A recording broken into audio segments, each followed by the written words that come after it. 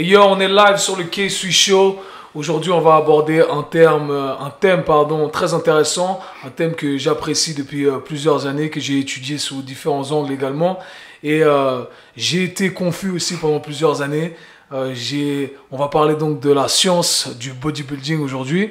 Et pourquoi c'est un thème que j'apprécie énormément? Parce que comme je l'ai dit, j'ai été confus avec la bro science dans les années passées, tu vois. Donc ça a apporté pas mal... ça a amené pas mal de confusion, tu vois, plus de mal que de bien. Et c'est après, j'ai eu pas mal de mentors et j'ai commencé à apprécier la science du bodybuilding et tout cet art qu'il y a derrière. Et c'est vrai que les gens ne se rendent pas forcément compte de l'art que c'est, de la science qu'il y a derrière. Ouais, il y a une vraie science derrière. Et c'est pourquoi je vous ai ramené aujourd'hui un guest spécial, quelqu'un qui connaît très bien le domaine parce que c'est un pratiquant, un compétiteur, okay, un coach également. Donc, et quelqu'un qui a un background scientifique, donc quelqu'un qui sait allier l'expérience avec la science, le savoir. Donc ça fait plaisir. Merci à toi, Léo Stoussi. Comment tu vas? Merci pour l'invitation. Super, et toi? Ça va, super. En tout cas, merci d'avoir pris le temps. Je sais que c'est pas facile des fois. Avec grand plaisir. Avec notre emploi du temps chargé, entraîner les gens, s'entraîner également soi-même. Donc voilà. Merci pour ton temps. Petite background story pour les auditeurs parce que moi je vais apprendre à te connaître en même temps qu'eux au final. Hein. Ouais, je pense qu'il y en a plein qui ne me connaissent pas encore. Voilà, il y en a plein qui ne te connaissent pas, dont moi. Donc c'est pour ça que j'ai plein de questions. Donc moi j'ai entendu parler de toi à travers différentes personnes. On habite dans la même ville de Genève. Et moi j'adore me connecter avec les gens qui sont des experts dans leur domaine. Tu vois, ça me fait toujours plaisir. C'est vrai qu'il y a beaucoup d'arnaques un peu dans ce monde du coaching. Tu vois, donc, ouais, c'est sûr. Quand je vois quelqu'un qui est respecté, bah, ça m'intrigue. Donc j'ai entendu parler plusieurs fois, Léo Stoussi. J'ai un élève aussi qui vient à mes classes de mobilité qui m'a dit que tu t'occupais de sa préparation. Donc tu vois, ce nom, on n'arrêtait pas de me le répéter. Je dis bon, je vais faire une petite recherche. Et ensuite, j'ai fait une petite recherche sur toi et j'ai vu que tu avais un master en biochimie. En biochimie, exact. Ouais. Voilà, donc pour ceux qui ne savent pas, la biochimie, c'est l'étude des réactions chimiques dans le corps des êtres vivants. Voilà. Tout à fait, ouais. Voilà. Donc c'est quelque chose que je m'intéresse à ce sujet depuis 2 ans et demi maintenant. Et ça m'a permis de vraiment améliorer mes connaissances dans le monde du coaching, dans le monde de la nutrition, de plein de trucs en fait. C'est que ce que je dis souvent, c'est qu'on connaît les règles du jeu, on peut apprendre à jouer de la façon dont on veut, on peut manipuler les différentes variables, on comprend les réactions. Que plutôt qu'on nous dit exactement comment jouer, on utilise des protocoles. Donc ça m'a intéressé. Et ensuite, je suis tombé sur une vidéo de toi qui parle de manger des glaces le soir. Alors là, ça m'a intrigué. J'ai dit, alors moi, ce gars et moi, on parle la même langue, donc je devais absolument, tu vois, créer cette connexion et je sais que tu vas nous en dire un peu plus. Mais j'ai plein de questions pour toi aujourd'hui. J'aimerais vraiment que tu éduques un peu, tu nous éclaires un peu sur cette science du bodybuilding, tu vois, parce qu'il y a beaucoup de confusion. Il y a beaucoup d'idées reçues, beaucoup d'idées reçues, exactement. Énorme. Est-ce que donc tu pourrais nous faire une petite introduction sur qui tu es, ton parcours académique et professionnel? Alors moi j'ai fait un master en biochimie à l'université de Genève, donc juste à côté là. Je crois que je l'ai fini en 2012-2013. Ensuite j'ai fait mes certifications de personal trainer sur l'année 2014. Et puis là je viens de finir un diplôme de micronutrition sur ce mois-ci. Donc ça va apporter un petit côté un petit peu plus médicalisé à mes approches. D'accord. Si tu pouvais te définir ce qu'est la micronutrition pour la micronutrition, alors on a la macronutrition, on tient compte de tout ce qui est glucides, lipides, protéines. Et la micronutrition va tenir compte des composants de l'aliment, c'est-à-dire les vitamines qui sont présentes, les minéraux, etc. Donc c'est un petit peu plus précis et puis on va pouvoir peut-être orienter de façon un peu plus intéressante le choix des aliments en fonction de la pathologie ou autre. D'accord. Ouais, c'est vrai qu'au final, c'est l'aspect, j'ai envie de te dire, le plus... c'est plus poussé dans la science de la nutrition. C'est un peu plus poussé, au final, la nutrition, c'est ça. Ça ne se limite pas que à la protéine, aux glucides. C'est clair. Et voilà, donc voilà, c'est très intéressant. Et puis, donc, je pense que tu auras l'occasion de parler par la suite. Ça fait combien de temps que tu pratiques Là, ça fait depuis je crois, début 2014 que je suis à mon compte. En tant que coach? En tant que coach, ouais, exactement. Après que je pratique le body, on va dire que la première fois où j'ai mis le pied dans une salle, c'était à l'âge de 17-18 ans, donc il y a 14-15 ans, quelque chose comme ça. Ah, donc ça fait 15 ans que Ça fait 15 ans que je m'entraîne, après j'ai fait les erreurs du début, comme tout le monde. Ouais, c'est clair. J'ai perdu beaucoup de temps, et puis c'est vrai que... À Genève particulièrement, on n'a pas la chance d'avoir beaucoup de monde qui se connaît là-dedans. Donc on n'est pas facilement orienté par quelqu'un. Et les petits secrets, soit les petits secrets qu'on nous donne, c'est des secrets qui viennent de nulle part et c'est des idées reçues qu'on va appliquer dans nos débuts. Ou alors soit personne ne parle, personne ne t'aide. Ici, c'est très, très personnel comme approche. Je vois. Ouais. Ah, c'est pour ça qu'on a le Égoïste. case show pour partager tout ça avec vous, comme ça vous allez éviter de faire les erreurs qu'on a pu faire par le passé. C'est clair. Et c'est Ouais, il perd le du but, temps. tu vois. Donc, est-ce que tu faisais un autre sport avant de... Je faisais du foot pendant 10-15 ans. Ok. Quelques sports de combat. Mais à partir du moment où j'ai commencé mon master, j'ai vraiment dû arrêter tout ce qui était, tu sais, tout ce qui est, où tu as un horaire d'entraînement qui est imposé, etc. Parce qu'avec les révisions, avec les cours, des fois tu peux pas être présent. Et moi, quand je fais quelque chose, j'aime bien le faire de A à Z. Donc le body, ça m'a permis juste d'avoir mes propres horaires. Si je voulais aller le matin avant les cours, je pouvais. Si je voulais aller le soir après les cours, je pouvais aussi. Ou même si tu as une heure de trou entre deux heures, entre deux classes, tu peux le faire. D'accord. Ça te permet vraiment on va dire, d'avoir une routine un petit peu plus facile à suivre. D'accord. Donc t'arrivais à gérer quand même plusieurs entraînements dans la semaine en plus de tes études. Oui, sans souci. Okay. C'est vraiment quelque chose qui m'a permis aussi de tenir dans les études parce que tu as besoin de vider la tête. En biochimie, c'est une des rares branches en fait où c'est un plein temps en fait les études. À l'Uni, normalement, tu as 20-25 heures. Nous, on avait entre 35 et 45 heures de cours. C'est énorme. Donc ouais, t'as pas le temps de faire autre chose quasiment en termes de boulot, etc. Donc j'avais besoin juste d'avoir mes petits entraînements pour me vider un peu la tête. Ok, ouais, c'est clair, ça fait du bien. Hein. C'est clair, c'est indispensable. À qui le dis-tu? C'est vrai que pour certaines personnes, c'est vrai, souvent on doit les convaincre de faire du sport et pour nous, c'est juste... c'est pas possible autrement. Ouais, c'est pas possible autrement en fait, clair. t'as besoin de ça. Et Léo, du coup, pour définir un peu cette science du bodybuilding, parce que peut-être que les gens ne savent pas encore ce que ça veut dire, et c'est vrai qu'il y a tout un monde derrière cette histoire de bodybuilding. Comment tu définirais le bodybuilding? Est-ce que tu pourrais nous éclaircir sur les différentes catégories en termes de compétition? Parce qu'il y a différentes catégories, bikini, figure, etc. Est-ce que tu pourrais nous en dire un peu plus? Alors après, ce qui est compliqué, c'est que ça va varier en fonction d'une fédération à l'autre. Donc on n'aura pas forcément les mêmes appellations pour les catégories. Mais ce que je peux dire, c'est qu'il y a toujours les catégories de poids, c'est-à-dire vraiment ce qu'on a l'habitude de voir comme bodybuilders. Ils sont limités par un certain poids. On a plusieurs catégories comme ça. Après, on a les catégories de men's physique, où là, c'est avec les shorts de plage. C'est ce qui fait fureur ces derniers temps. Pourquoi ça fait fureur? Parce que c'est des physiques qui sont, on va dire, c'est des physiques qui sont encore quelque part humains. Et déjà, ça commence à vriller aux États-Unis déjà dans un truc un petit peu dément. Okay. Mais c'est des physiques qui donnent envie. C'est bien sculpté, c'est les abdos bien apparents, etc. C'est pas encore le côté où on est vraiment un buff. Donc ça, c'est des catégories qui attirent beaucoup de monde. Et après, il y a encore un troisième type de catégorie, c'est ce qu'on appelle classic bodybuilding. C'est où on a le droit en fait à un poids maximum en fonction de la taille. Donc ça permet d'avoir en fait un ratio qui va permettre en fait d'avoir, c'est-à-dire moins de différence entre les athlètes. C'est-à-dire que si tu es petit ou grand, tu auras à peu près le même gabarit. Si on est limité par le poids, pour un athlète qui est grand, il va vite atteindre le poids maximum. Un athlète petit va pouvoir être beaucoup plus large à l'inverse. Ouais. Ah ok, je savais pas ça. C'est dans quelle catégorie, rappelez-moi? C'est classique bodybuilding. Ok, classique. Ouais. Et toi, tu fais... c'est ce que je fais. D'accord. Moi, je suis trop grand pour ce sport. Je fais un 80, c'est déjà un peu trop grand pour ce sport. D'accord. Si je voulais être compétitif, il faudrait que je fasse 120 kilos. Ah ok. J'en suis à 30 kilos près. Donc moi, c'est pas l'objectif que j'ai. C'est pas vraiment d'atteindre ce niveau-là. D'accord. Donc je préfère avoir un truc où on est plus limité par le poids en fonction de la taille, et puis c'est quelque chose où on reste un petit peu plus esthétique. D'accord. Et qu'est-ce qui change par rapport à les critères de jugement entre une catégorie et une autre? Alors après, ça va être toujours un équilibre entre le volume que tu as, le volume musculaire, et puis la sèche. Maintenant, dans les catégories classiques bodybuilding, on va plutôt être sur la sèche. C'est-à-dire qu'on va privilégier un athlète qui a vraiment suivi un régime hyper dur, draconien. On va voir qu'il est vraiment strié au niveau musculaire de partout. On va vraiment privilégier ça plutôt que la masse. D'accord. Dans les classiques. Après, men's physique, il y aura beaucoup l'aspect aussi visage, il y aura l'aspect prestance scénique, etc. C'est un petit peu, pour moi, c'est un peu plus flou les critères en men's physique. J'ai un peu moins de connaissances là-dedans. D'accord. Mais après, c'est vrai que tout ça, c'est très subjectif au final, parce que ce sont des juges qui vont... Tout à fait, ouais, c'est moi, j'apprécie tout ton physique plus que l'autre. Ouais, et ça, faut accepter dans ce sport. C'est le gros problème. Ouais. Parce qu'il y a beaucoup de copinage, il y a beaucoup de... Si tu fais partie d'une fédération depuis des années, on va forcément que...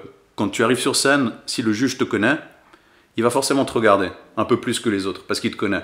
Sans vouloir être... sans manquer d'objectivité. Il va te regarder un petit peu plus, ce qui va faire que son jugement, il va être forcément légèrement biaisé. Il va peut-être t'accorder un peu plus de points. C'est pas forcément volontaire, hein, ce côté arbitraire. Ce manque d'objectivité, pardon. C'est pas forcément volontaire, mais c'est ce qui arrive dans ce sport. Et ça, du moment que tu décides de monter sur scène, il faut l'accepter. D'accord. Donc là, on a parlé de l'aspect physique, mais il y a aussi tout un aspect scénique dont tu parlais auparavant. Il y a ce côté de faire du posing, etc. Et ça fait partie également des critères de jugement. Ouais, et c'est la partie la plus difficile. C'est la partie la plus difficile. Ouais, parce qu'il faut, en fait, il faut avoir l'air... il faut montrer que c'est facile, alors qu'en fait c'est quelque chose de hyper dur. Est-ce que tu pourrais, dis-nous un peu, parce qu'on dirait que c'est simple au final, tu les vois, c'est hyper compliqué. Et puis, vous êtes en train de faire, et vous devez garder votre sourire. Il faut garder le sourire, il faut penser à contracter les jambes, ensuite il faut penser à contracter le buste, contracter le haut du corps, et en fait une fois qu'on passe d'une partie à l'autre, parce qu'il faut y aller de façon méthodique, c'est-à-dire qu'il faut commencer par contracter ses jambes, ensuite on pense à son ventre, souvent on oublie les jambes. Tu vois, dès qu'on passe à quelque chose d'autre, on oublie et puis on se relâche. Et c'est hyper dur de maintenir une position, une position qui est imposée par les juges. Et en fait, les juges vont souvent demander d'intervertir les places parce qu'ils veulent te comparer à quelqu'un d'autre. Donc ils vont te dire, ok, numéro 2, changez de place avec le numéro 1. J'ai envie de vous voir de ce côté, à côté de lui. Et en fait, ce qui fait que les pauses, elles sont répétées pendant 5, 6, voire des fois 10 minutes. Et c'est éprouvant. C'est éprouvant. Et on doit garder le sourire. On doit être... On doit donner l'impression que c'est facile, et qu'on prend du plaisir, alors qu'on est juste épuisé, on a des crampes de partout et puis on a juste envie de descendre. Ça par exemple, tu vois, c'est un des aspects du bodybuilding qui m'intéresse énormément. Parce qu'on parle souvent, c'est le bodybuilding qui a ramené ce concept de mind-body connection. Donc on arrive à se connecter et isoler chaque muscle. Et ça c'est nécessaire dans la science du bodybuilding, surtout quand tu vas t'entraîner, tu veux savoir comprendre exactement ce que tu cherches à construire au final, tu vois. Et c'est beau dans cet art du bodybuilding parce que tu peux sculpter ton corps en fait de la façon dont tu veux, mais tu dois avoir cette certaine connexion en fait. Parce que tu pourrais faire un bench press et le sentir plus dans tes épaules, plus dans tes triceps ou plus dans tes pecs selon la connexion ou le contrôle que tu as sur ton corps. Donc les bodybuilders ont ce contrôle sur leur corps qui est extraordinaire au final. Et vous le pratiquez avec le posing. Ouais, et c'est ce qui fait vraiment, je pense, la différence entre un pro et un amateur. C'est vraiment cette capacité à recruter vraiment, à chercher la contraction qu'il veut pendant l'entraînement. C'est la capacité qu'il a d'amener une force de contraction énorme dans le muscle qu'il souhaite. D'accord. Donc là, tu as parlé de pro et amateur. Comment ça se passe? Tu commences amateur. Quels critères te font passer en pro? Alors, c'est simplement gagner. Il y a certaines compétitions où tu as des cartes pro qui sont à la clé. D'accord. En général, c'est assez dur d'en gagner une. Et puis après, c'est dur de rester pro parce qu'il faut faire des compétitions en tant que pro. Donc, on se mesure après à des niveaux qui sont beaucoup plus élevés. Si on part aux États-Unis faire des compétitions contre d'autres gars, forcément que ça implique aussi un financement un peu plus élevé. Il faut payer le billet d'avion, il faut payer les nuits d'hôtel. C'est tout des choses en fait où on a beaucoup de dépenses et il n'y a pas de rentrée d'argent dans le body. Très peu. On va dire ceux qui gagnent leur vie dans ce milieu, c'est peut-être les 50 meilleurs mondiaux. Et encore. C'est-à-dire que sur scène, c'est pas ta prestation scénique, c'est pas la compétition que tu vas gagner qui va t'amener des sous. C'est éventuellement des sponsors, éventuellement des photoshooting, des trucs comme ça. Mais pas sur scène, on gagne rien. Je vois. Ouais. Les meilleurs pros, bon après, à Mister Olympia, ils gagnent 300, 400 000 francs sur une première place. Mais sur les autres compétitions, t'es à 5 6 000 francs en étant premier. Et puis 6 000 francs sur une prépa d'une année, tu fais rien avec 6 000 francs. Ça te paye l'hôtel, l'avion, et puis voilà. C'est la passion en fait qui vaut. C'est exactement ça. Okay, nice. Je vois. Donc on a parlé de différentes catégories. Et c'est vrai qu'il y a tout ce monde aussi. Tu as parlé des men's physiques où ça ressemble. On a plus cet aspect normal, j'ai envie de dire, ou humain, ou atteignable pour la personne lambda, c'est ça. Et justement, il y a ces deux catégories qu'on voit de nos jours, qu'on appelle le natural bodybuilding et le enhanced bodybuilding. Donc ce qui fait la différence, c'est l'utilisation de certaines drogues qui vont permettre de maximiser la performance. Est-ce que tu pourrais nous en dire un peu plus sur ces deux catégories? Alors en fait, ce qui est déjà hyper difficile, c'est qu'il y a des compétitions qui se disent naturelles. Il y en a d'autres qui n'ont pas cette mention. Ça ne veut pas dire qu'il n'y a pas des athlètes naturels dans ce genre de compétition. Par contre, dans les compétitions naturelles, le problème, c'est que le test antidopage se fait le jour J. Donc, si tu connais bien la durée de vie des produits, si tu es intelligent dans ta préparation... Si tu as un master en biochimie. Aussi, ouais. Si tu arrêtes suffisamment tôt les produits, tu arrives le jour J et tu es clean. Et est-ce que 2-3 semaines naturelles par année, ça te fait de toi un athlète naturel? Je sais pas. Voilà, la définition, c'est très vague. Moi, en fait, c'est cette... En général, ceux qui cherchent à scinder comme ça, ceux qui se revendiquent naturels, en général, c'est ceux qui ont le plus à cacher. Parce que dans un autre sport... dans tous les sports, il y a du dopage. Dans les autres sports, tu dis pas je suis cycliste naturel. Voilà. Tu dis pas je suis tennisman naturel. Tu dis je suis tennisman, je suis cycliste, je suis bodybuilder, point. Voilà. Après, aux gens de penser que tu prends ou pas, ça c'est pas le problème. Mais ce scander naturel, la plupart du temps, moi, les profils que je vois sur Instagram où les gens se disent naturel, à part quelques exceptions, mais ça se voit directement, en général, c'est des gens qui mentent. Donc toi, tu peux, rien qu'au visuel, tu peux savoir si quelqu'un est naturel ou pas. Alors, plus ou moins. ouais, c'est difficile à dire. Après, est-ce que naturel, la définition, elle est délicate. Voilà, est-ce que quelqu'un qui a utilisé une fois dans sa vie, 10 ans en arrière des produits, et qui n'a plus rien fait depuis, est-ce qu'il est redevenu naturel ou pas? Ou est-ce qu'il atteint un niveau supérieur à ce qu'il aurait pu atteindre? C'est hyper dur comme... c'est complexe comme définition. Ouais, c'est complexe. Ok, je vois. Donc en vrai, il y aurait pas vraiment... On devrait même pas avoir ces deux catégories. On devrait pas. Après, on peut proposer des compétitions naturelles pour des gens qui veulent vraiment se dire... enfin, le revendiquer. Mais alors, dans ce cas, tout au long de la préparation, 6 mois à l'avance, on fait des tests. On fait des tests. Okay. Voilà, des tests qui sont pas prévus, comme ça se fait dans les fédérations olympiques, etc. Des trucs vraiment avec un protocole de test, quelque chose qui soit... En fait, qui ait une valeur. Parce que là, juste faire le jour J... ça veut rien dire. Ça veut rien dire. Ouais, ça veut vraiment rien dire. Mais est-ce que, donc disons que tu as un client qui vient t'approcher et qui décide de, voilà, il te dit clairement, moi je veux pas utiliser de drogue, donc il va plutôt choisir la voie naturelle. Est-ce qu'il y a des modalités d'entraînement qui vont être différentes? Est-ce que tu vas programmer ces entraînements différemment? Parce que peut-être que, je sais pas, si tu es sous drogue, bah, tu peux faire par exemple un body split plus facilement, tu vois. Quelles sont les modalités qui vont différer? Il n'y a pas vraiment une grande approche différente entre les deux. Ce qui va, en fait, où on va devoir jauger, c'est vraiment par rapport à la récupération de la personne. Peut-être qu'un athlète qui est peut-être sous produit dopant, peut-être qu'il va récupérer un petit peu plus vite, peut-être qu'on va pouvoir un peu plus marteler certains muscles, etc. Mais pour moi, l'approche, elle est pas si différente que ça. D'accord. Après, c'est peut-être en termes de calories, quantité de calories. En général, je pense qu'un athlète sous produit dopant va peut-être consommer un peu plus de calories qu'un athlète naturel. Mais en dehors de ça, la prépa, elle se prend de la même façon. C'est-à-dire que moi, je veux vraiment axer tout sur la diète, sur la logique de la diète, sur le choix des aliments, sur la production hormonale que tu as en fonction des aliments que tu manges, etc. Vraiment minimiser tout le stress que tu peux avoir au niveau alimentaire pour maximiser les résultats musculaires. Et moi, c'est vraiment sur ça que je vais m'axer. Même pour des clients qui font même pas de body, simplement de la perte de poids ou comme ça, moi, je vais toujours axer sur mon travail sur le métabolisme, sur le côté... pro-métabolique, accélérer le métabolisme, parce qu'en fait, on se rend compte aujourd'hui qu'un métabolisme rapide, c'est quelqu'un qui est sain. Quelqu'un qui a un métabolisme lent, il aura forcément un défaut quelque part dans un mécanisme, quelque chose qui ne fonctionne pas à 100%. Exactement. Et c'est ça pour moi le plus crucial. L'essentiel. Ouais. Et du coup, si tu devais nous donner par exemple les avantages et les inconvénients d'utiliser justement ces drogues de performance. Bah, le gros problème dans l'utilisation, c'est en fait c'est comme toute drogue, en fait on s'y habitue et après peut-être qu'on n'arrive plus à faire sans. C'est ça. C'est qu'en fait on a une c'est plutôt psychologique que physique, hein. C'est-à-dire que on va avoir placebo un peu. Voilà, c'est-à-dire qu'on va peut-être se sentir un peu plus performant, on va se sentir un petit peu plus fort, etc. Et ça peut être éventuellement agréable de se sentir dans un tel état. Donc en fait, en stoppant ces produits, on redevient en fait, on retrouve les sensations qu'on avait naturellement, et c'est peut-être là où c'est le plus dur d'accepter.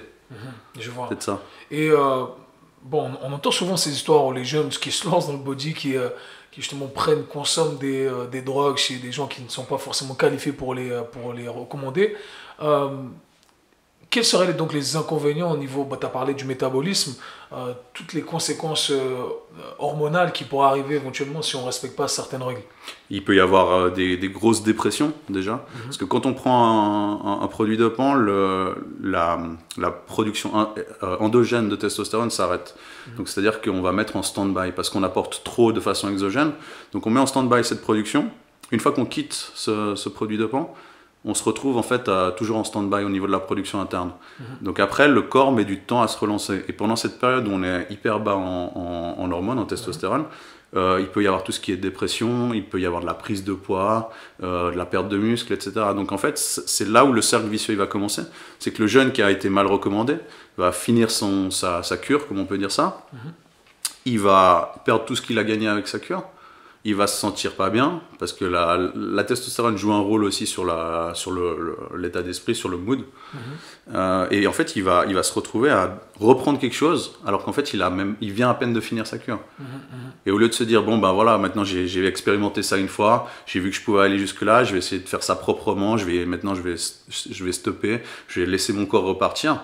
Ben, on n'a pas cette patience-là, et puis ben, le jeune va se retrouver à reprendre directement par la suite. D'accord. Ce qui fait qu'il se retrouve après non-stop sous produit. Sous produit, ouais. Exactement. Donc en gros, ce que tu dis en simple pour les auditeurs, donc ton corps produit naturellement de la testostérone, et du fait que tu le ramènes avec un facteur externe, ton corps il va se dire, ah, bah, j'ai plus besoin d'en produire. C'est un feedback, c'est vraiment ça, exactement. Alors voilà, et c'est le risque. C'est une façon pour le corps de contrôler en fait. Il se dit, oh, il y a déjà trop de testo, je vais pas en produire encore plus.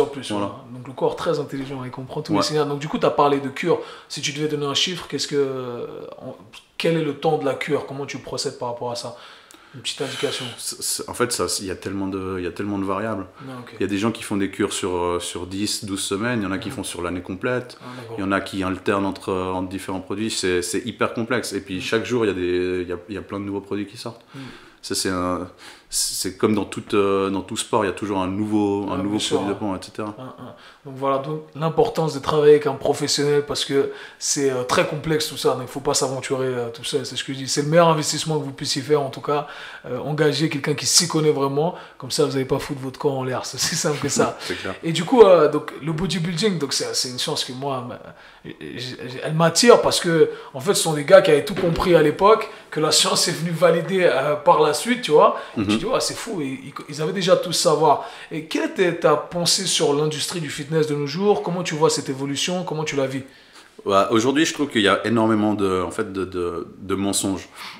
Aujourd'hui, on va profiter d'Instagram, des réseaux sociaux, pour mettre en avant des physiques qui sont hors du commun, des physiques qui donnent envie à n'importe quel jeune, des physiques qui sont, on va dire, qui sont très esthétiques.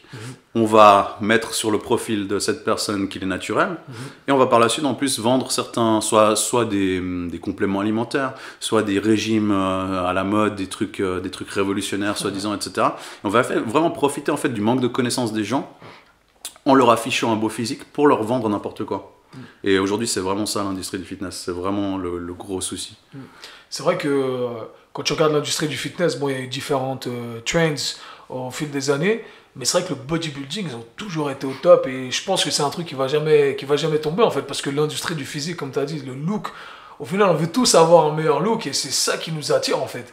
Et il y a beaucoup de profiteurs en fait qui ouais, clairement. Voilà, donc et qui sont pas qualifiés justement forcément pour. Souvent là, ceux qui profitent, c'est ceux qui sont le moins qualifiés. Et ce qui est important, je tiens à le dire, parce que toi, voilà, t'es un scientifique, et tu as réussi à allier l'aspect pratique également. C'est pas parce qu'on a eu forcément nous un beau physique qu'on a les connaissances pour s'occuper de quelqu'un d'autre ou faire des recommandations, on est d'accord? Tout à fait, ouais. Après, ça veut pas dire parce que je suis un scientifique que j'ai aussi la science absolue. Maintenant, je base sur, au moins, ma façon de procéder, elle répond déjà à une éthique, pour moi, et puis elle répond aussi à certaines validations scientifiques, c'est-à-dire qu'au moins j'ai une ligne directrice, une ligne de conduite qui me donne un cadre.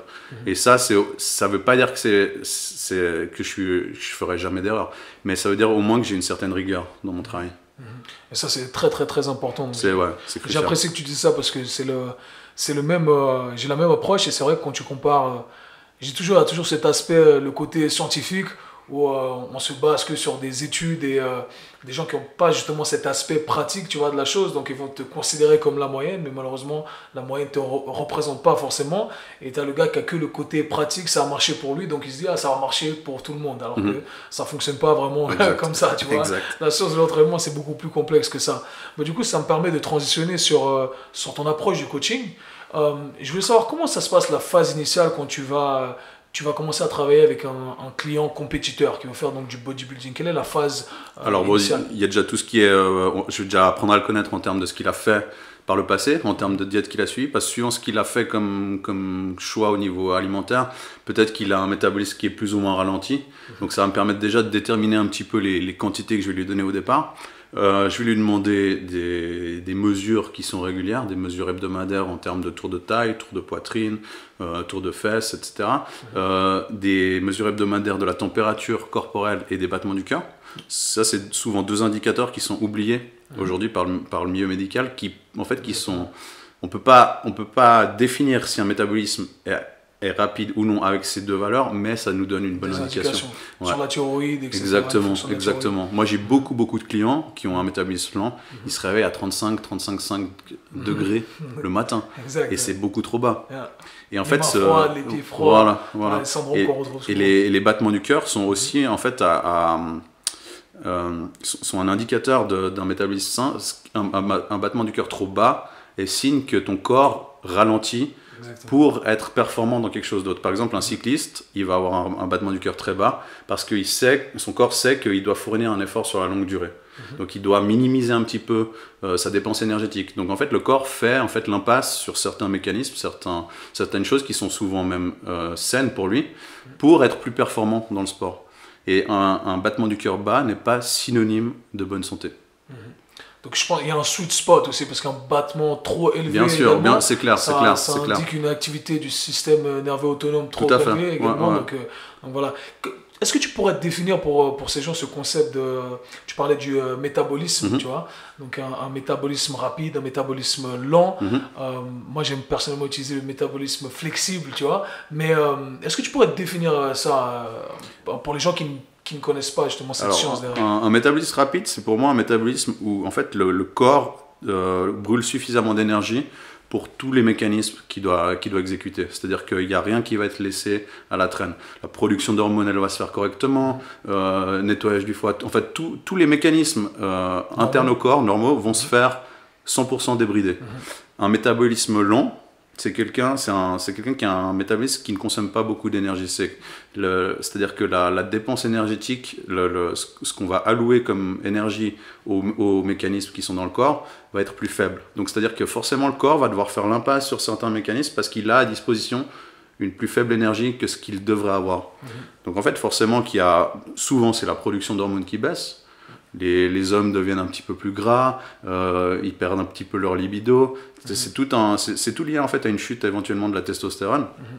Il peut y avoir plein d'autres mécanismes qui sont un petit peu mis en stand-by par le corps. Donc pour moi, l'important, c'est vraiment, si on veut avoir des gains en termes de muscles, si on veut avoir des progrès en termes de sèche, etc. Peu importe ce que c'est, peu importe notre objectif, il faut travailler sur le métabolisme. Exactement. Il faut viser ça. Du moment qu'on vise ça, la santé sera meilleure et les progrès se feront de même. Exactement. Donc il ne suffit pas juste d'aller à la salle et de pousser, parce qu'il y a d'autres facteurs à prendre en considération. Voilà. C'est pour ça que, également, moi je travaille de la même façon. On passe par toute une session d'évaluation et même les clients ils disent mais pourquoi j'ai besoin de faire tout ça? Non, parce que j'ai besoin de savoir plus sur ton métabolisme, ton système nerveux, comment tu réagis, et en fonction de ça, on peut structurer tes entraînements, on peut savoir où commencer. Et je pense que c'est le point qui manque vraiment avec beaucoup de professionnels, c'est que on se concentre que sur l'aspect entraînement en fait, alors que ça représente une petite partie au final quand tu travailles avec ces gens qui ont un métabolisme ralenti, etc. Et du coup, est-ce que tu pourrais nous éduquer un peu sur ce qui pourrait causer ce métabolisme lent, le fait qu'on mange pas assez, qu'on exerce aussi beaucoup des fois? Alors il y a déjà cette croyance de devoir faire un maximum de cardio pour perdre du poids. Ça forcément, déjà ça aura un impact sur le métabolisme, il va petit à petit se ralentir. Je dis pas qu'il faut pas faire de cardio, hein, c'est pas le message.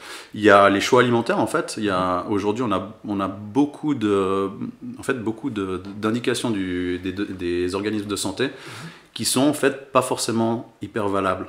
C'est-à-dire qu'aujourd'hui on a cette croyance que les sucres sont toxiques, que les sucres sont néfastes. On a la croyance qu'il faut consommer énormément de graisses polyinsaturées, ce qui est revendiqué comme aujourd'hui les bonnes graisses. Exact. Et en fait, si on cherche un peu plus près, si on est un petit peu plus attentif à tout ça, on se rend compte que en fait, ces graisses insaturées, qui sont soi-disant saines, en fait, elles ont une structure chimique qui est très très fragile. Une structure chimique fragile, ça signifie qu'en fait, c'est très facilement oxydable. Donc, l'oxygène et la température peuvent en fait changer la structure chimique de cette graisse polyinsaturée. Quand on la consomme, le corps il est à 37 degrés. Donc c'est déjà une température qui est légèrement trop haute pour une graisse polyinsaturée. Si on en consomme en grande quantité, comme on entend aujourd'hui, on va avoir des graisses polyinsaturées dans le corps qui vont être oxydées. Et cette oxydation des graisses crée un stress sur le corps. Stress sur le corps, ça signifie augmentation de l'adrénaline, augmentation du cortisol, augmentation des oestrogènes. Et ça vaut à descendre le métabolisme, ralentir. Voilà. Et donc, parce que tu as utilisé beaucoup de termes scientifiques, je sais qu'il y a des auditeurs qui ne connaissent pas forcément, qui ne comprennent pas tous les termes. Où est-ce qu'on retrouve ces graisses polyinsaturées? Dans quel genre d'aliments? Il y a toutes les huiles végétales. Alors l'huile d'olive, ça va, elle est encore assez saine. Il y a l'huile de lin, qui pour moi est la pire. C'est une huile, déjà il faut la stocker au frigo. Donc si on pense déjà à une huile qui est stockée au frigo, une fois qu'on la mange, elle est déjà dénaturée. Si on doit la stocker à 4 degrés pour conserver sa forme normale, exact. À 37 degrés dans le corps, elle sera déjà complètement dénaturée. On la retrouve dans tout ce qui est oléagineux, etc. Ça veut pas, moi, le message là, c'est pas qu'il faut complètement arrêter d'en manger. C'est qu'en fait, il faut redonner une priorité au choix des aliments. C'est-à-dire qu'aujourd'hui, on fait des choix en fonction de ce qu'on entend, on fait des choix en fonction des organismes de la santé, de ce qu'ils nous recommandent. Et ces choix, ils sont complètement à l'envers de ce qui devrait être fait.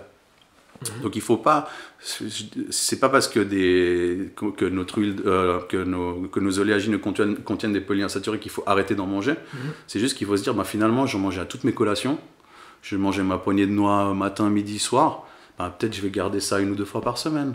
Je vais essayer de pas exagérer là-dessus. D'accord. Et puis il faut en fait redonner vraiment une priorité aux glucides. Vraiment miser là-dessus. Voilà.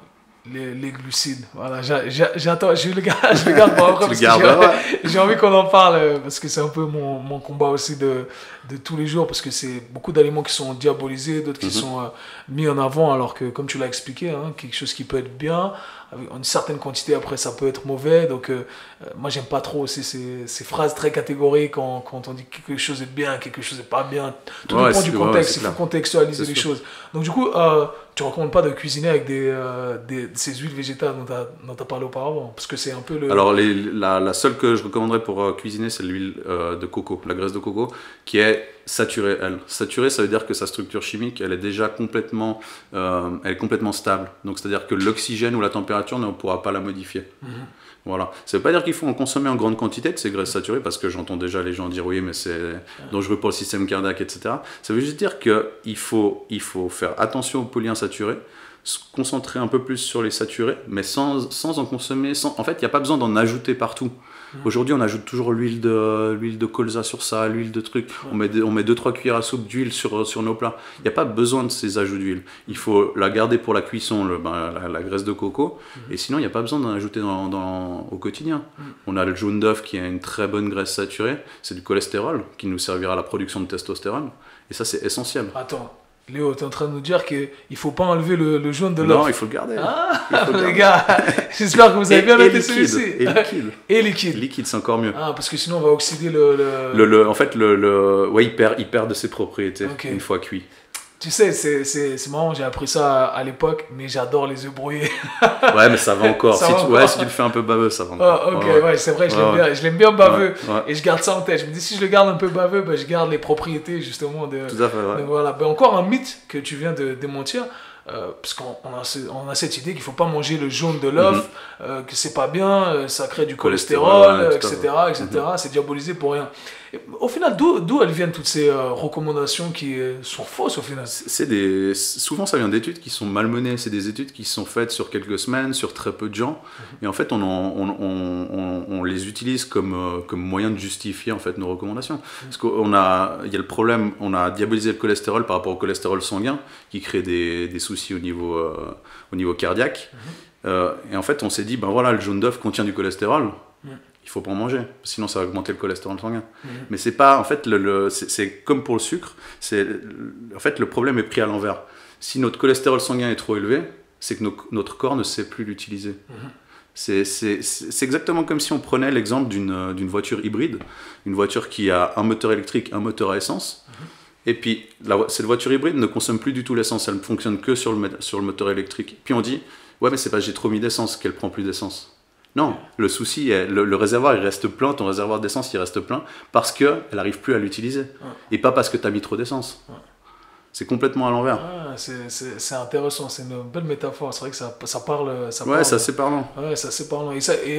En plus, on avait parlé rapidement de ce concept de se baser uniquement sur des études. Et les études également, ça peut être biaisé, comme tu l'expliques. Ouais, c'est pas parce qu'une étude elle est publiée sur PubMed, etc., que c'est une étude qui est forcément 100% valable. Voilà. Après, il faut aussi avoir un œil critique pour le choix des études. Voilà. Et les résultats sont toujours, ce que je dis, c'est les conséquences sont toujours dues à des causes multifactorielles également. Donc, si on prend qu'un aspect, c'est dur c'est clair. de l'analyser. C'est vraiment une pensée réductrice. Il faut vraiment voir dans le contexte dans son ensemble. Non, en tout cas, c'est très intéressant et c'est pour ça qu'il faut toujours avoir étudier les choses sous tous les angles comme ça. Encore une fois, c'est une question de contexte, comme tu l'as dit, donc c'est très intéressant. Et du coup, ça me ramène à la deuxième question. Donc, une fois que tu as fait ces tests, comment tu vas individualiser la programmation de tes clients? Comment ça se passe par la suite? L'individualisation, elle se fait vraiment par rapport aux mensurations qui sont faites de façon hebdomadaire. C'est-à-dire que, par exemple, quelqu'un qui avait une température basse au départ, donc un métabolisme lent, qui va au cours des premières semaines monter sa température, je vais me dire, ok, là on est au niveau calorique, on commence à être bien, c'est-à-dire que le métabolisme se réveille. Par contre, on va surveiller en même temps. Tu peux nous donner des chiffres, excuse-moi de te couper. Alors, au niveau température, il faudrait se réveiller aux alentours de 36, 36,5, c'est pour moi ce qui est sain. Et après manger, ça c'est aussi un bon critère, à peu près une demi-heure, 45 minutes après le petit déjeuner, on peut reprendre la température. Il faudrait être aux alentours de 37, 37,4. Ça, ce serait vraiment l'idéal. Pourquoi après manger? Est-ce que tu pourrais nous éduquer là-dessus? Parce qu'en fait, les glucides qu'on consomme, un aliment en fait vient, quand on brûle un aliment, on dégage de la chaleur. Ouais. C'est-à-dire que si on consomme par exemple une grande quantité de glucides dans le petit déjeuner et puis que notre température n'augmente pas, le corps n'est pas, le métabolisme ne fonctionne pas correctement. Il y a même des gens qui ont la température qui chute après le repas. Donc ça montre comme le métabolisme il peut être encrassé, vraiment ralenti. Ah, intéressant. Et en fait, cette approche par rapport à ça, ça me permet juste de savoir si, déjà de doser au niveau des glucides, savoir si on est suffisant ou trop bas au niveau de la température. Et après, avec le tour de taille, on sait si on prend de la graisse ou pas. Donc en fait, ça nous permet juste d'avoir un moyen de mesure qui est un petit peu plus précis que le visuel. D'accord. Et toutes ces balances qui sont des balances à impédance, etc., ou qui mesurent le taux de masse grasse, c'est hyper compliqué parce que si le protocole il n'est pas exactement le même, scrupuleusement le même, on peut avoir 2-3% de différence en termes de matière grasse, et on peut soit avoir un faux espoir, soit justement se sentir complètement démuni parce qu'on n'a pas le chiffre qu'on attendait. Et en fait, pour moi, ces balances, elles sont plus trompeuses que utile. À part les vraies grosses balances qu'on trouve à l'hôpital, mais ça c'est autre chose pour faire des tests avec ça. Après, je pense que tu prends des photos également. Oui, visuel. Visuel, bien sûr. Numéro 1. Bien sûr, c'est numéro 1, c'est clair. Mais le côté mensuration, il est aussi hyper agréable par rapport à des clients. Parce que le visuel, le visuel, il peut être biaisé par rapport à ton état d'esprit du jour. Exactement. C'est-à-dire que tu te réveilles de mauvaise humeur, tu vas te regarder dans le miroir, tu vas dire ça va pas. Tu vas faire tes mesures, tu vas dire finalement c'est pas si mal, c'est mieux que ce que je pensais. Du coup ça peut te rassurer, ça peut être quelque chose d'objectif. Voilà. Après ça, subjectif. Exactement. Ça demande une certaine rigueur de la part de mes clients parce que c'est quelque chose à faire de façon hebdomadaire. Il faut quand même faire 5-6 mesures. Ça prend pas longtemps, mais c'est juste quelque chose qui doit être fait et qui me permet moi vraiment de pouvoir faire les réglages par la suite. Excellent. Et du coup, on a parlé de métabolisme, on a parlé justement de ton approche avec les clients. Est-ce que tu travailles avec une population féminine également? Très peu. Ouais. C'est pas un choix, c'est juste que ça se fait comme ça. D'accord. Mais bon, tu es assez calé dans le sujet, donc je me permets de te poser la question.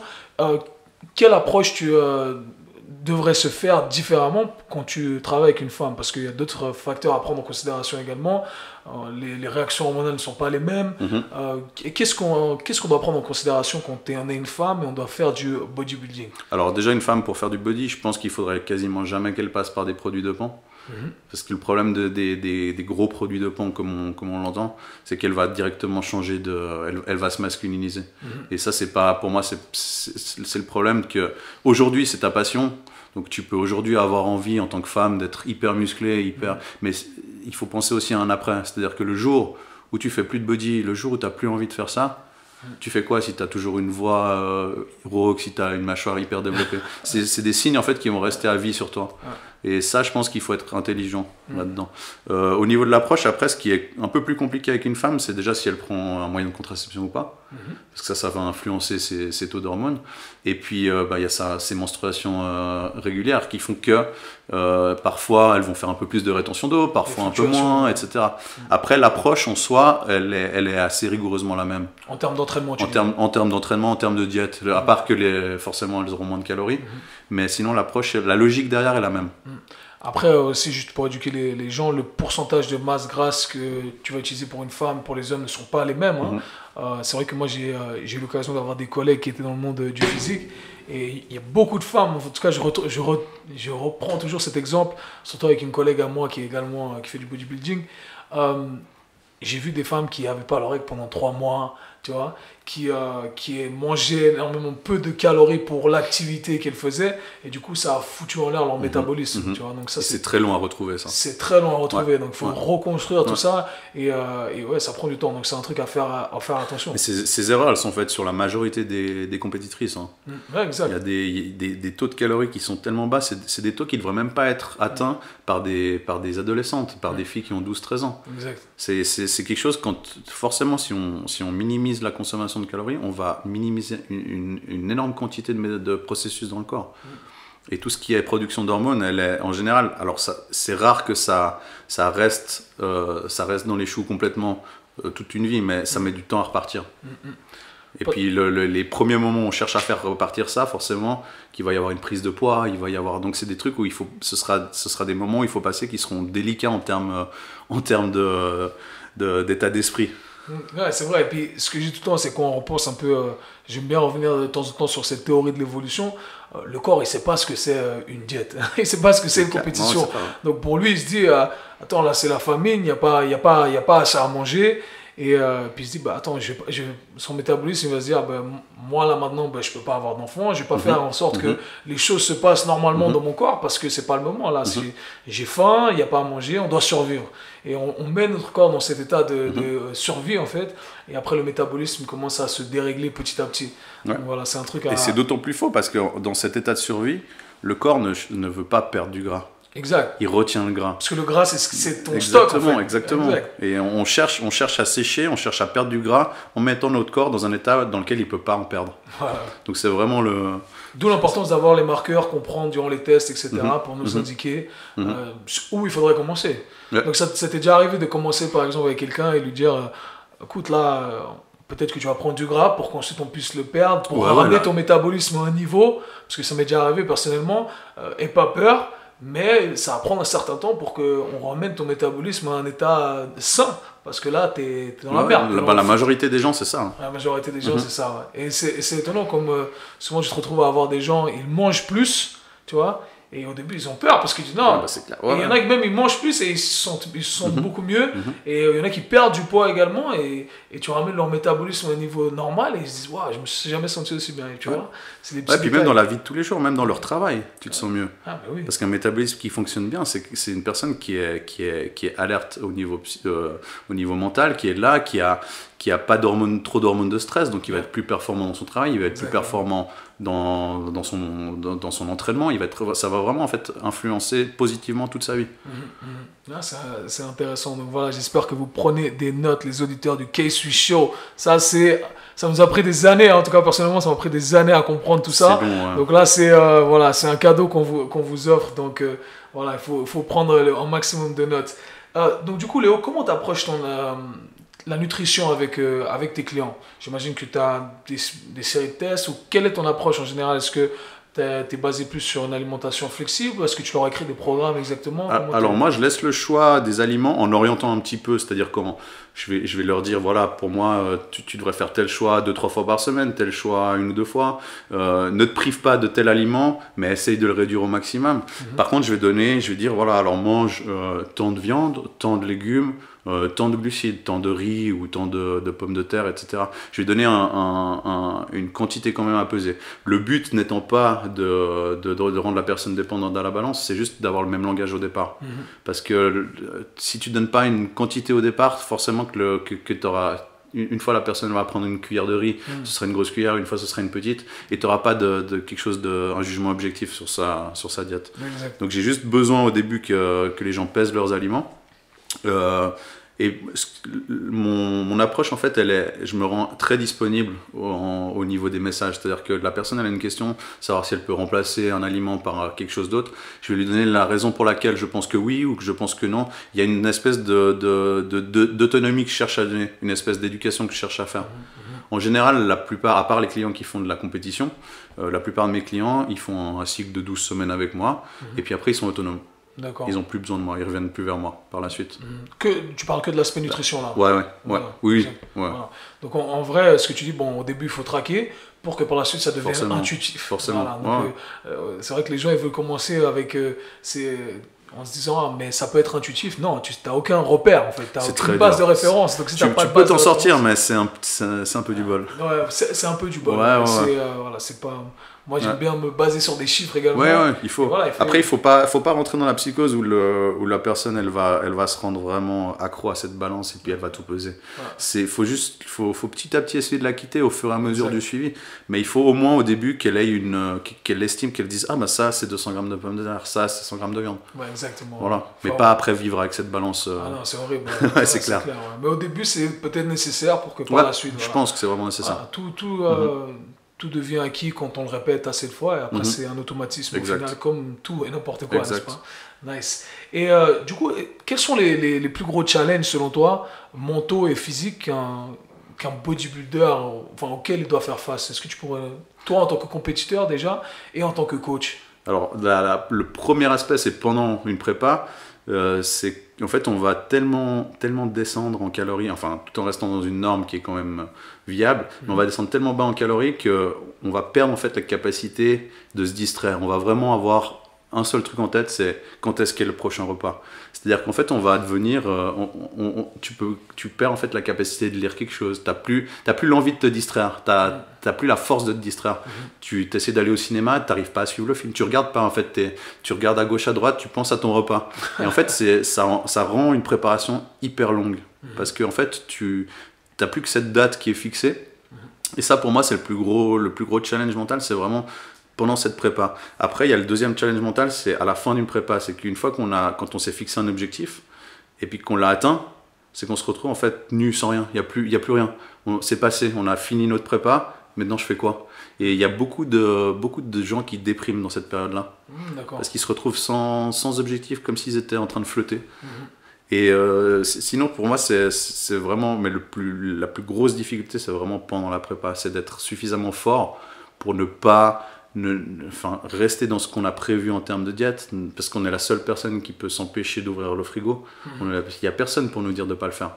C'est vraiment une discipline, un self-control et une discipline à avoir soi-même. C'est ce que je respecte énormément chez les bodybuilders, c'est ce que les gens ne connaissent pas justement, ils pensent que ce sont juste des gars qui poussent la fonte, et tout est calculé, tout est fait au détail près, et on sait que voilà, le moindre petit détail, si tu le rates, si tu déconnes, ça peut influencer voilà, le visuel de ton physique. Donc c'est vrai que je respecte énormément ça chez les bodybuilders. Donc ça demande quand même une grosse préparation. Quand tu sors de chez toi, j'imagine tu as tous tes repas qui sont prêts. Tu es obligé d'avoir tout qui est prêt, tout à l'avance, parce que en fait tu peux te retrouver dans une préparation en hypoglycémie, etc. Parce que étant donné que tu es quasiment au gramme près de glucides, etc. Tu peux te retrouver en hypoglycémie, et si tu n'as pas sous la main, forcément que tu vas devoir manger quelque chose. Et tu mangeras quelque chose qui est déjà prêt, qui est soit une barre de sneakers, soit un truc. Donc, tandis que si tu as ton repas qui est prêt, tu l'as sur toi, tu as ta petite crise d'hypoglycémie, tu as ton petit moment de malaise, voilà, tu as ton truc, tu le manges. Même si c'est 10-15 minutes plus tôt que ce que tu avais prévu. Dans le sens, ça te permet d'être un peu plus rigoureux. Et surtout, le fait de préparer, c'est aussi une visualisation, c'est aussi une fait de se projeter. Tu te projettes dans ta journée, tu sais que tu as fait bien tes trucs, et c'est une façon d'être plus consistant et plus régulier. Si tu fais bien tous tes repas et tout dans une journée, ton entraînement, tu auras aussi envie de t'appliquer. En fait, ça reflète positivement. Si tout d'un coup, tu loupes un repas parce que tu ne l'avais pas prévu, tu as mangé finalement un truc déjà préparé, mais tu ne sais pas comment ça a été cuisiné, dans ta tête, tu auras déjà fait t'auras pas fauté, mais t'auras fait quelque chose de pas hyper clean. Donc, tu seras potentiellement ton entraînement, tu te dis, tu lâcheras un petit peu plus vite, tu seras un petit peu moins rigoureux. Et moi, ça me permet vraiment, cette organisation me permet vraiment d'être rigoureux de A à Z. Du coup, ça me permet de transitionner sur une question que j'avais pour toi plus tard, mais est-ce que tu pourrais nous parler un peu plus de l'importance de la fréquence et le timing des repas, si c'est important éventuellement? Alors, l'importance, elle a été vraiment surévaluée, moi, je trouve. Pour moi, il faut respecter entre 2 heures et 5 heures entre chaque repas. 2 heures et 5 heures Voilà, entre chaque repas. c'est ce qu'il y a comme fourchette. Maintenant, d'avoir 5, 6, 8 repas par jour, peu importe, c'est vraiment en fonction de ton quotidien, en fonction de ta faim aussi. Si tu es quelqu'un qui a faim très vite, ben peut-être qu'il vaut mieux faire plusieurs petits repas. Si tu es quelqu'un qui a un boulot qui ne te permet pas d'avoir des collations, ben autant faire 3 gros repas, éventuellement une petite collation, mais juste un fruit ou un truc à croquer. C'est vraiment, en fait, ça c'est complètement individuel. Mais il n'y a pas ce timing, en fait, ce choix du nombre de repas et puis le timing, il va influencer de quelques infimes pourcents le résultat. Voilà. Donc, mais quand tu te dis 2 à 5 heures, est-ce que tu te bases sur des recherches par rapport à la synthèse des protéines? Est-ce que c'est par rapport à ça? En fait, ouais, puis c'est surtout pour pas rentrer dans un état trop de stress, en fait. C'est-à-dire qu'au bout de 5 heures, on risque d'avoir une production d'adrénaline. Et comme je l'ai dit avant, en fait, l'adrénaline, c'est tout un mécanisme qui est lié à la survie. Donc quand on est en mécanisme de survie, ben, il y a hormone de stress qui produit de cortisol, œstrogène, prolactine, et tout ça va à l'encontre de la perte de gras. Exactement. Donc en fait, on vient pénaliser notre préparation si on attend trop longtemps entre des repas. D'accord, je vois. Et après, si le cortisol est élevé, certaines hormones de stress sont élevées aussi, déjà notre humeur, notre état d'esprit, elle sera biaisée. Et puis nos choix alimentaires, c'est-à-dire qu'on aura éventuellement peut-être des pulsions un peu différentes. C'est-à-dire qu'on risque, en attendant trop longtemps entre 2 repas, on risque d'avoir envie de manger vraiment quelque chose de plus qui sort vraiment de la diète. C'est-à-dire vraiment une junk food ou quelque chose comme ça. Voilà. Et en espaçant un peu moins nos repas, on a peut-être moins ces pulsions. C'est plus contrôlable, on va dire. D'accord. C'est intéressant, j'ai tellement de questions pour toi. Du coup, quand tu fais ta préparation, tu as ce qu'on appelle la peak week. Une préparation en général, tu l'as fait sur quoi, 12-16 semaines? Ouais, ça dépend après le niveau de la personne. Okay. Un athlète qui a jamais fait de compétition, on va dire une vingtaine de semaines. Vingtaine de semaines de sèche. D'accord. Ça veut pas dire qu'on est tout de suite hyper bas en calories, mais c'est 20 semaines où vraiment tout est calculé, tout est réglé.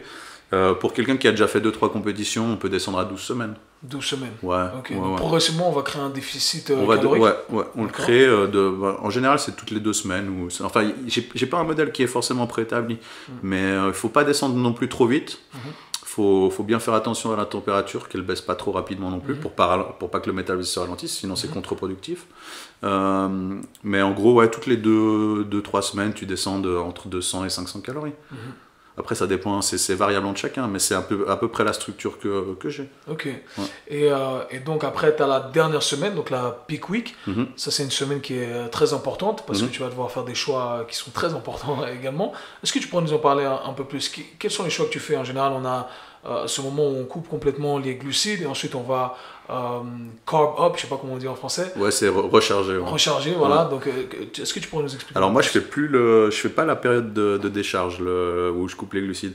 Parce qu'en fait, je me suis rendu compte qu'une période sans glucides, c'est une période qui va être élevée en cortisol. Donc c'est de nouveau en fait une période où on peut potentiellement créer une rétention d'eau, créer en fait un stress sur le corps qui va pouvoir éventuellement impacter négativement le physique. Donc du coup en fait, étant donné que je fais pas de grosses décharges, la recharge va être un peu moins forte. Et je fais plus du tout ce protocole de sodium-potassium où on va en fait chercher à couper le sel à un certain moment, etc. Pour moi en fait, si on suit une diète de A à Z de façon clean, qu'on maintient le sel jusqu'au bout, il n'y a pas besoin de faire des choses en fait extrêmes pour être prêt sur scène. En faisant des choses extrêmes, on peut éventuellement avoir un physique vraiment extrême, mais on peut aussi risquer de complètement briser une préparation. Exactement. Parce que les choix que tu fais à la fin, ils peuvent être vraiment à double tranchant. Quand on coupe le sel, il y a aussi une élévation du cortisol. Exactement. Donc à quel moment c'est judicieux de le faire, à quel moment c'est pas judicieux. Moi je préfère garder du sel jusqu'à la fin, sans mettre en excès, sans vraiment faire les choses normales. Au niveau de l'hydratation, même pas changer énormément que ça, juste peut-être couper le soir avant la compétition l'eau, mais il n'y a pas du tout de truc extrême, je fais plus du tout. Et finalement, en fait, on se retrouve avec des athlètes qui sont tout à fait prêts, même presque plus prêts, et surtout en bien meilleur état d'esprit. Parce que ils se sentent bien. Et ouais, c'est ça. Parce que souvent, c'est ce qu'on voit, c'est que sur scène, les athlètes, ils peuvent être prêts, mais ils sont tellement dans un état d'esprit fatigué, tellement morts, parce qu'ils ont fait une décharge de 3 jours où ils n'ont pas eu du tout de glucides, et ça vide quand même au niveau des réserves. Et après, ils font une recharge. Le corps, il doit se remettre à produire tout ce qui est insuline, etc. Et puis c'est quelque chose qui fatigue. Et on arrive sur scène, on est un petit peu, on est une espèce de légume, on n'a pas la hargne. Et en faisant quelque chose de plus soft, mais de plus, on va dire, de plus contrôlé et plus calculé, on arrive à être prêt sur scène sans être passé par des trucs extrêmes qui peuvent aussi être dangereux pour la santé. Parce que couper le sel, à un moment, il y a un moment aussi où tu augmentes le potassium. Le potassium, c'est quelque chose qui influe sur le rythme cardiaque. Donc il y a beaucoup d'accidents cardiaques dans cette semaine ou dans la semaine qui suit la compétition, à cause de ces protocoles où on coupe le sel, où on coupe l'eau, etc. Exactement. Il y a même des gens qui viennent rajouter des diurétiques. Ah ouais. Une fois qu'on a un diurétique, on s'est complètement déshydraté. Ouais. On arrive le lendemain d'une compétition, on a envie de manger forcément de la junk food. Donc on va passer par des trucs très salés. On va manger en excès. Donc on va faire une rétention d'eau énorme. Et cette rétention d'eau, il ne sait pas gérer tout ça, du coup. Il ne sait plus gérer ça parce qu'on a coupé le sel, etc. Et cette rétention d'eau, elle est tellement forte qu'elle vient comprimer les vaisseaux sanguins. Et le cœur, il doit taper pour pouvoir amener le sang aux extrémités. Et souvent, il y a des accidents cardiaques à ce moment-là. C'est pas les produits dopants qui tuent, c'est pas... à quelques exceptions près. Hein. C'est pas l'entraînement, c'est pas la diète, c'est vraiment le post-compétition qui est mal géré, ou alors la peak week qui a été beaucoup trop sévère, beaucoup trop extrême. Ouais, ces protocoles un peu. J'ai beaucoup de problèmes avec ces protocoles, et c'est pour ça que quand je t'ai entendu parler des choses qui allaient à l'encontre des protocoles, et c'est un peu tout ce que je dis. Je dis quelque chose et l'industrie dit l'opposé, alors du coup on ne sait pas trop quoi dire. Tu te heurtes à beaucoup de Voilà, beaucoup de j'ai apprécié énormément quand tu viens, tu peux rajouter ces faits, et puis tu peux bien entendu les expliquer avec des explications scientifiques derrière. C'est vrai que le sel, c'est quelque chose qui est très diabolisé comme les glucides, et c'est vrai que quand j'ai mes clients ou mes athlètes principalement, je leur fais prendre une grande quantité de sel, parce que voilà, on a besoin de ces minéraux également. Et, ça influence tous les influence, influx nerveux, exactement. On en a besoin. On en a besoin, et pourtant on a cette idée préconçue où on se dit, et moi j'étais la première victime de ça, on mange pas, on coupe le sel. Et moi, j'ai eu des bodybuilders qui étaient Mister Univers qui me disaient des trucs comme ça à l'époque, tu sais, les anciens, les old school, et qui disaient coupe le sel, tu coupes le sel, tu coupes le sucre.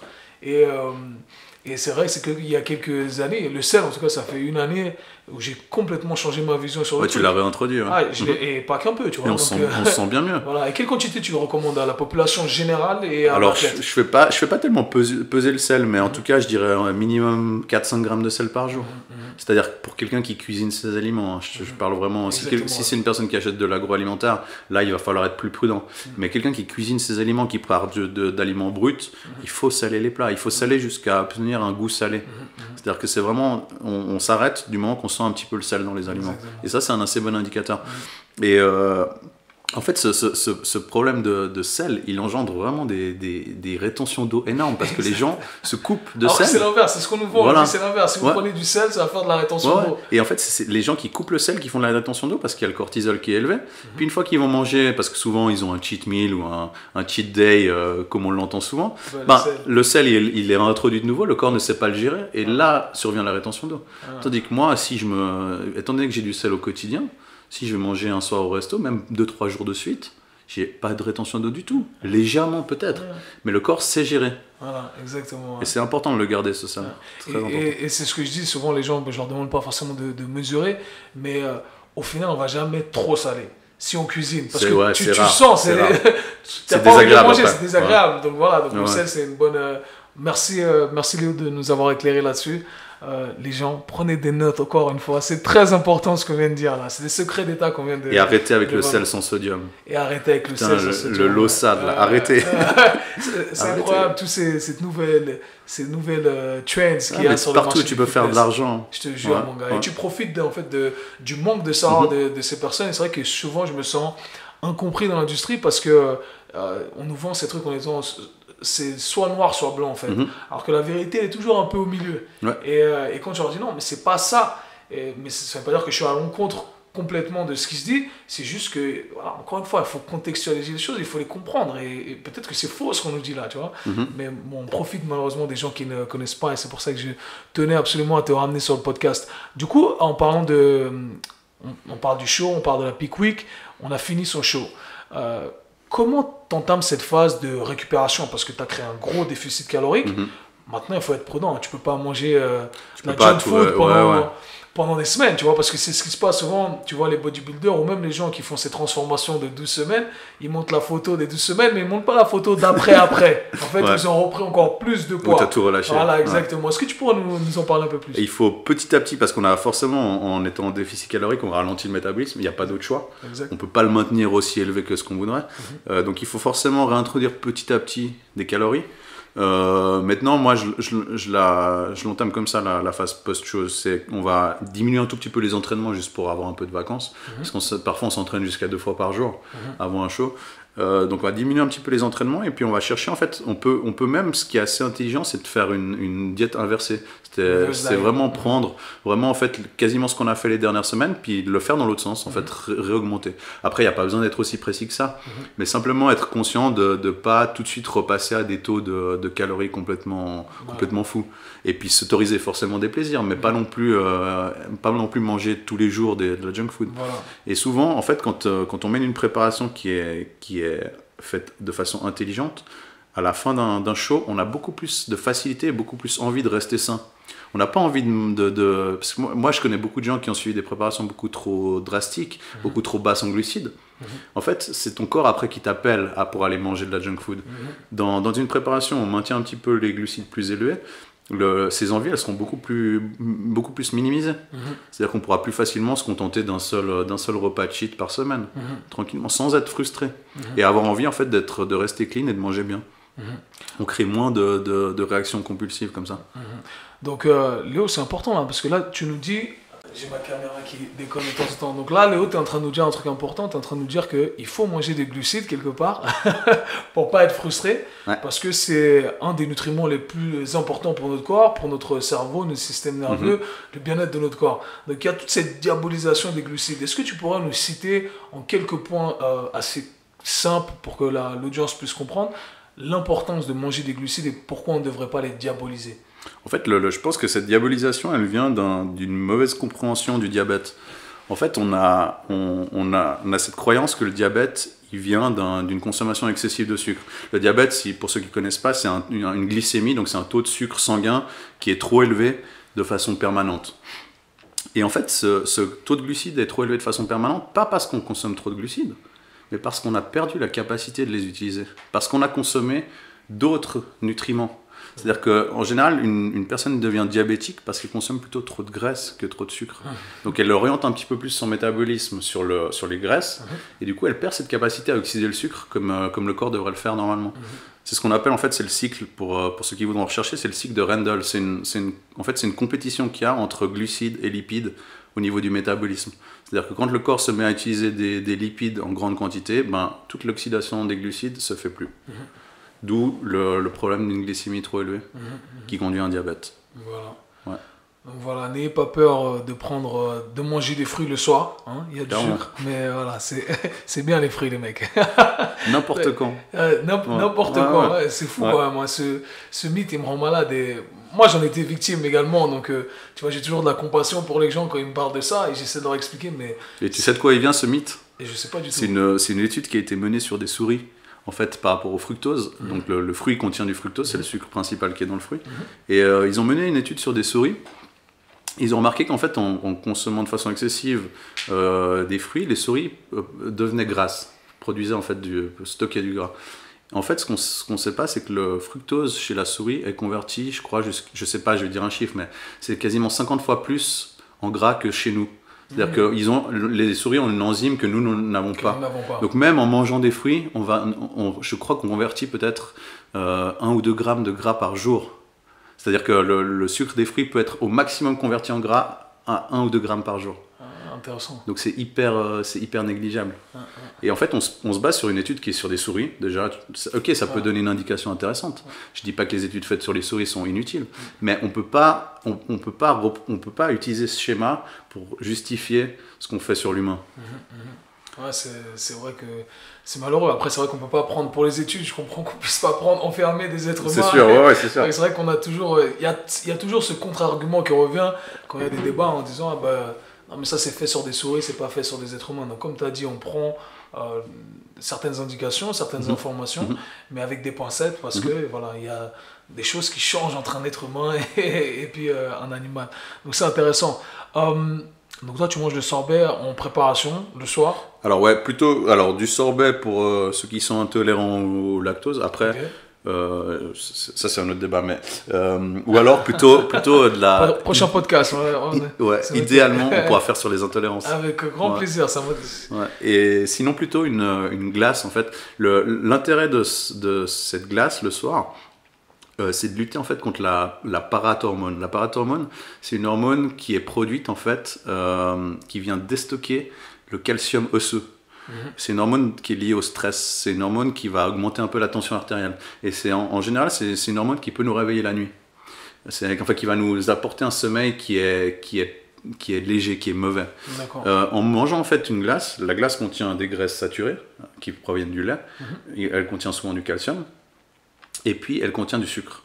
En fait, ces trois nutriments mis ensemble, ces trois choses mises ensemble, vont permettre en fait de minimiser la production de parathormone. Et c'est ça en fait qui va amener un sommeil beaucoup plus profond, beaucoup plus réparateur. Et un sommeil réparateur, c'est un bon métabolisme, c'est une personne qui se réveille le lendemain, qui est en forme, qui va être active. Donc c'est là l'intérêt du sorbet. C'est vraiment améliorer la qualité de sommeil. Et puis du coup, être plus productif le jour d'après. Et en parlant de sommeil, justement, manger des glucides le soir qui également va favoriser la production de sérotonine, qui va favoriser la production de mélatonine, qui est un hormone nécessaire pour le sommeil. Donc encore une raison de plus de manger des glucides et baisser le soir. Le cortisol. Et baisser le cortisol, voilà. Ouais. Donc voilà. Il faut savoir que le cortisol, c'est vraiment combattre contre la mélatonine. Si on a le cortisol élevé, on aura une production de mélatonine plus basse et on va pas pouvoir dormir. Donc, et le cortisol, c'est vraiment, il faut voir ça comme l'hormone qui nous sort du sommeil. Exactement. Le matin, quand le réveil sonne, il y a un pic de cortisol qui se fait. Voilà. Donc si on a ce cortisol qui est élevé le soir, ce qui arrive très souvent quand on mange pas de glucides, quand on mange juste nos petites poulets avec nos légumes, en fait ce cortisol reste élevé. C'est impossible de tomber dans un sommeil. C'est vraiment le cas typique de la personne qui se couche puis qui se tourne dans tous les sens pendant des heures. Du coup, est-ce que tu as déjà fait une prépa avec quelqu'un qui fait des diètes cétogènes? Parce que c'est un peu plus complexe. Non. Est-ce que tu saurais approcher le cas? Je sais, mais je le refuserais. Ah, tu refuserais? Ouais. En termes de santé, c'est-à-dire que c'est catastrophique en termes de production hormonale, etc. Je vais garder tout ça pour un autre podcast. Une diète cétogène, elle va impacter le corps sur le